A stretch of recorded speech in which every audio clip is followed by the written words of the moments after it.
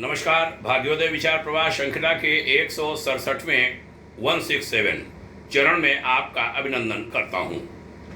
आज रविवार 6 अगस्त 2023 रविवासरीय साप्ताहिक इस चर्चा में आज मैं लखनऊ को लेता हूं। लखनऊ से ही इस समय मैं बात भी कर रहा हूं। लखनऊ भगवान राम के अनुज श्री लक्ष्मण जी ने बसाया था। अवध से इसका गहरा नाता है। लखनपुर, लक्ष्मणपुर, लक्ष्मण नगरी, लखनावती, ये सब इसके नाम विभिन्न अवधियों में रहे हैं। बाद में बिगड़ते बिगड़ते इसका नाम लखनऊ पड़ा। लखनऊ भारत के सबसे बड़े राज्य उत्तर प्रदेश की राजधानी है। लखनऊ के जाने माने विद्वान अब्दुल हलीम शरर ने लिखा था गुलिस्ता लखनऊ में, कहा था कि लखनऊ शहर की बुनियाद अयोध्या के राजा रामचंद्र जी महाराज के छोटे भाई लक्ष्मण जी ने डाली थी। ये शहर सहस्राब्दियों पुराना है, सदियों सदियों सहस्राब्दियों। इस नगरी को नमन है हम सबका।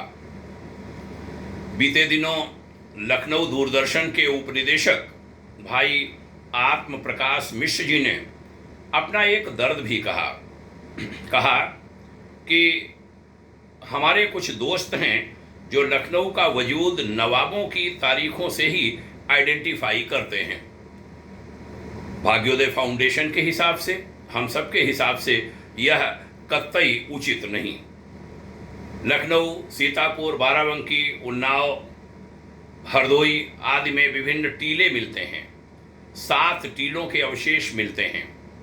हरौनी के पास दादूपुर का टीला, इटौंजा के पास बाना का टीला, बक्सी का तालाब में अस्थि का टीला, पुराने लखनऊ में लक्ष्मण टीला और मोहनलालगंज में हुलास खेड़ा का टीला पुरातात्विक अवशेषों के भंडार हैं।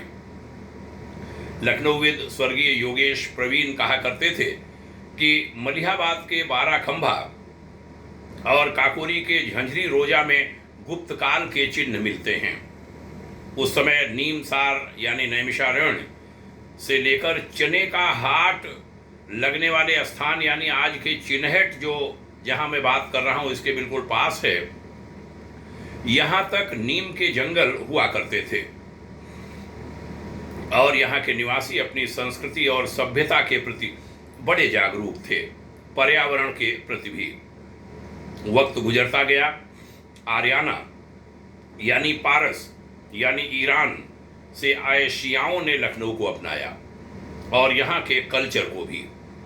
धीरे धीरे सामासिक संस्कृति उपजने लगी। हिंदुओं की पंचदेव उपासना और शियाओं के पंजतने पाक एक जैसे यहाँ के लोगों को लगने लगे। चैत्र मास की पड़ेवा पर सभी रंग खेलने लगे और जन्माष्टमी में बाल गोपाल तो मुहर्रम की अदादारी में अली असगर झूला झूलने लगे। आदाब और प्रणाम यहाँ साथ साथ किए जाने लगे। अवध में चाट, मिठाई, कुल्फी, दही बड़े, खरिका, रसाजें, लिकवच, गुलगुले, शीरमाल और मोती पुलाव सब मिलजुल कर रहने लगे। शताब्दियों पुराने शहर के प्यार और अपनेपन की मिसालें दी जाने लगी।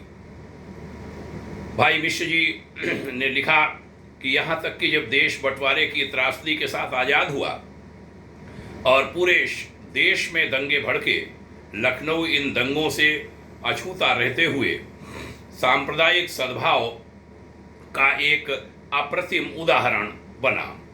हर लखनऊ वासी आज भी इस बात पर गर्व करता है। कोई भी संस्कृति 200-300 सालों में शेप नहीं लेती, आकार नहीं लेती, बल्कि हजारों सालों का इतिहास समेटकर वह स्वयं को समृद्ध बनाती है, प्रौढ़ बनाती है। लखनऊ के साथ भी ऐसा ही हुआ। अभी हाल में लखनऊ की ऐतिहासिक और सांस्कृतिक विरासत पर आयोजित एक कार्यक्रम में श्री मिश्र जी को बुलाया गया था। वहाँ उनके साथ जो कुछ घटना घटी, उन्होंने लिखा कि मुझे पीड़ा हुई। मैं दंग था, खिन्न था और गहरे तक उदास भी कि जो मैं कुछ कहना चाहता था उसको कह दिया गया कि आप रिलीजियस बात यहाँ मत कीजिए। उन्होंने कहा कि रूमी गेट, टुंडे कबाबी और उर्दू के पीछे बात जब नहीं जा पा रही थी, मैंने अपनी वक्तृता में बड़ी विनम्रता के साथ अवध की प्राचीनता का जिक्र करना चाहा और यहाँ की रूह को छूना चाहा। तो हमसे कहा गया कि इस मंच पर हम रिलीजियस बातें नहीं करते। गोया कि आपने केवल अपनी कन्वीनियंस का लखनऊ चुन लिया। एक नैरेटिव गढ़कर आपने लखनपुर यानी लखनऊ के हजारों सालों के इतिहास को रिलीजियस मानकर उसे खारिज कर दिया। लेकिन मैं भाग्योदय फाउंडेशन की ओर से कहना चाहता हूँ, लखनऊ की जनता की ओर से कहना चाहता हूँ कि लखनऊ इसको खारिज नहीं करता। लखनऊ लक्ष्मण जी से इस लखनऊ को जोड़ता है, भगवान राम के अनुज से जोड़ता है, अवध की संस्कृति से जोड़ता है और अब तो अयोध्या में भगवान श्री राम का बहुत विशाल भव्य दिव्य मंदिर बनने जा रहा है। लक्ष्मण जी का भी मंदिर बन रहा है। यहाँ लखनऊ में भी विभिन्न स्थानों पर उनके चित्र हैं, उनकी मूर्तियाँ हैं। लखनऊ का जो अमौसी एयरपोर्ट है, चौधरी चरण सिंह अमौसी एयरपोर्ट जो कहा जाता है, वहाँ तो अभी बहुत विशाल प्रतिमा लगाकर लक्ष्मण जी की, लखनऊ की पहचान लक्ष्मण जी से जोड़ी गई। इसके लिए भारत सरकार को, मोदी सरकार को हम धन्यवाद देते हैं। आइए हम अपनी जड़ों से जुड़ें। प्राचीनता पर हमें गर्व है, हमें अपने इतिहास पर गर्व है, हमें अपने लखनऊ पर गर्व है। जय लक्ष्मण नगरी, जय लखनपुर, जय हिंद, जय हिंदुस्तान, जय भारत।